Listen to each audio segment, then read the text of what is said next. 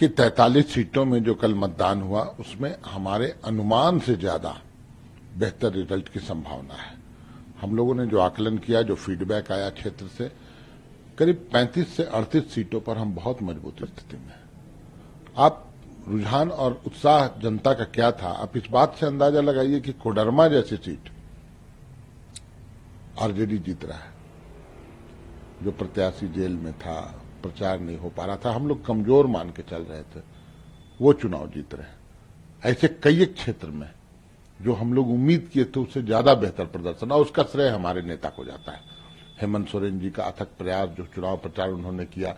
कल्पना सोरेन जी अद्वितीय एक नेत्री, अभूतपूर्व, मैं बोलूंगा पूरे आजाद भारत के इतिहास में मैंने इस तरह का पहले कभी नहीं देखा कि इतने कम समय में इतना कॉन्फिडेंस के साथ और जनता से वो जो संवाद करती हैं, उस सब का नतीजा है, सरकार के योजनाओं का प्रतिफल है कि आज हम इस स्थिति में है कि हम कंफर्टेबल हैं सरकार बनाने में।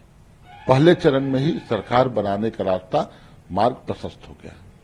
हम औपचारिकताएं ही रह गई हैं अब द्वितीय चरण में, और द्वितीय चरण हमारा और ज्यादा मजबूत इलाका है। संथाल परगना में इस बार तो खाता भी नहीं खुलेगा बीजेपी का।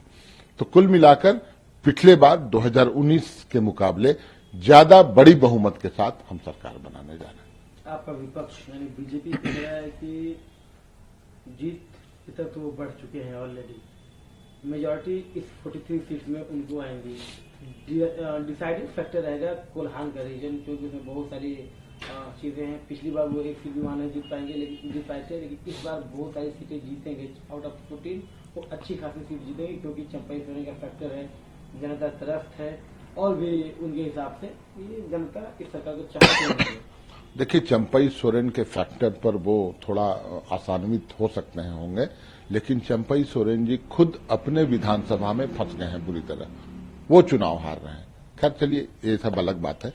जो भीड़ दिखा कोल्हान में, वो कोल्हान की भीड़ हमारे नेता को अपमानित करने और जो सरकार की योजनाएं हैं उसका प्रतिफल थे। आप कतार जो देखते होंगे लंबी लंबी महिलाओं की, वो सब मैया सम्मान, महिला सशक्तिकरण, उसका प्रतिफल था।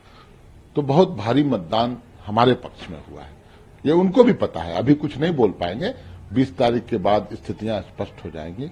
और इन 43 सीटों पे भारतीय जनता पार्टी की जमीन पूरी तरह खिसक गई। राज्य की जनता ने इन 43 सीटों पे भारतीय जनता पार्टी को यह बता दिया कि इस राज्य में कटोगे बटोगे नहीं चलेगा। यह राज्य मणिपुर नहीं है और हम इस राज्य को मणिपुर बनने नहीं देंगे।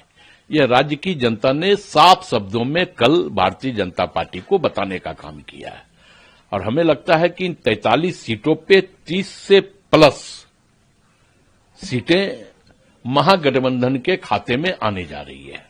आपका कॉन्फिडेंस अलग बोल रहा है, बीजेपी का कॉन्फिडेंस आपसे ज्यादा ऊपर चढ़ के बोल रहा है। उनका तो कहना है कि एकदम जितना उनका आकलन था उससे ज्यादा सीट आ रही है। चंपाई सोरेन, कोल्हान फैक्टर और सो कॉल्ड आप लोगों का मिस गवर्नेंस बहुत मददगार साबित होगा उनको बढ़त दिलाने में।